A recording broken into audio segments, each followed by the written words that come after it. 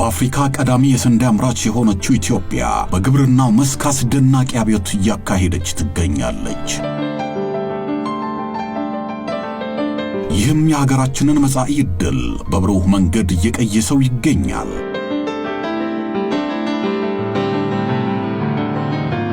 የኢትዮጵያ የስንዴ አብዮት የተሰኘው ፊልም ምርቶችን በማጓጓዝ የረጅም ዘመናት ልምድ ያለው ዮሐንስ የተባለውን አሽከርካሪ ጉዞ ተከትሎ ትረካውን ያዋቀረ ነው። ዮሐንስ በትልቅ ተሳቢ መኪናው የሀገራችንን አስቸጋሪና ጠመዝማዛ መንገዶች፣ ሰፋፊ እርሻዎችን እያቆራረጠ ሲጓዝ ፊልሙም አብሮት ይጓዛል። የዮሐንስ ግብ ከተለያዩ የሀገራችን ክልሎች የተመረተውን የስንዴ ምርት ለተጠቃሚዎች ወደ ከተሞች ማድረስ ነው። በመንገዱ ዮሐንስ ከአባቱ የተላለፈውን የአሽከርካሪነት ውርስና ኃላፊነት ለረዳቱ ለዘላለም ሲያካፍል ይታያል። ከጥር 1 ጀምሮ በቫንዶስ ሲኒማ በ10 እና 12 ሰዓት ይታያል።